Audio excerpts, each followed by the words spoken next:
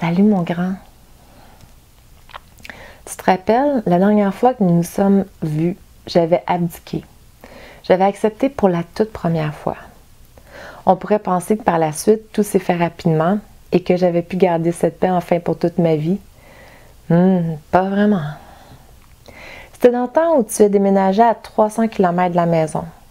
Jamais tu n'avais été aussi loin de moi. J'étais vraiment heureuse pour toi, là, sincèrement.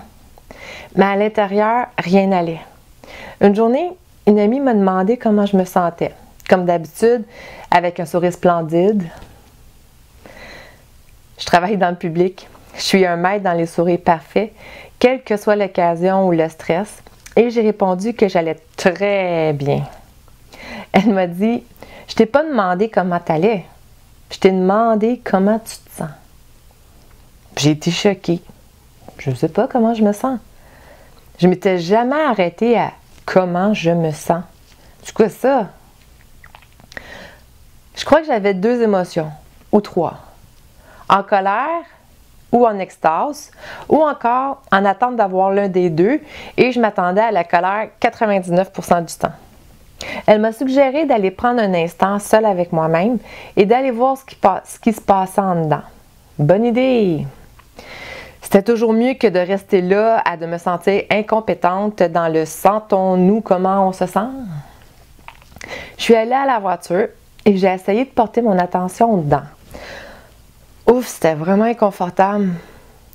J'allais voir un peu, puis je revenais tout de suite dans ma tête. J'aimais pas ce que je ressentais quand je portais attention. J'aimais mieux tourner mon attention vers l'extérieur, ça m'évitait de voir ce qui se passait en dedans. De toute façon, je ne sais même pas quoi faire avec ce petit carré-là de mon corps. J'ai fini par réussir à porter mon attention assez longtemps pour remarquer que j'avais de la peine. Toute contente, je retourne voir mon amie et encore toute souriante, je lui dis « J'ai de la peine! » Là, je pense que mon test est passé puis que ça s'arrête là. « Mais non, toi! » Elle me dit « Puis on fait quoi avec ça? » Aucune idée. J'attends que ça passe. Elle m'a suggéré de retourner m'isoler et de demander à ma puissance supérieure qu'est-ce que je devais faire avec ça. Arc! Quand j'y suis retournée, j'ai eu aucune surprise. J'ai rien demandé à personne, puis je me suis mis à pleurer. Mon amie est venue me rejoindre. J'ai essayé d'arrêter mes larmes.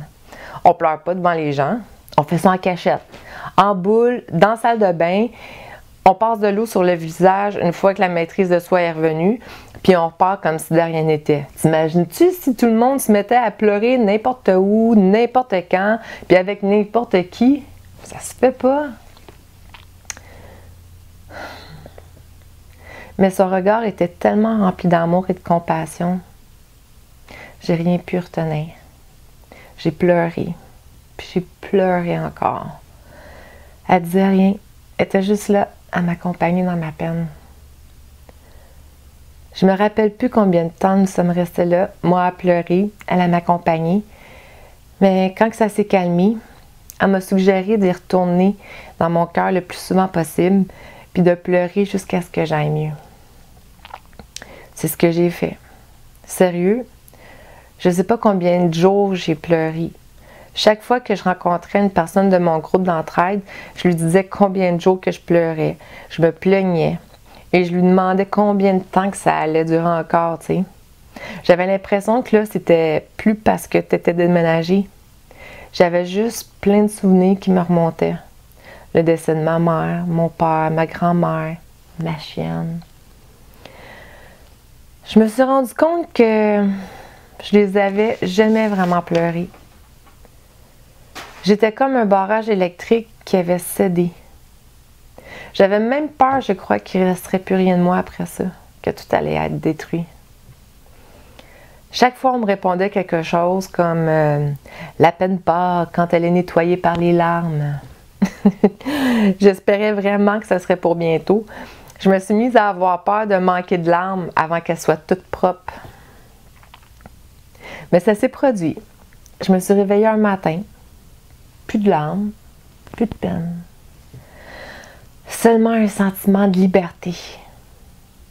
J'avais la sensation de peser 200 livres de moins. Wow!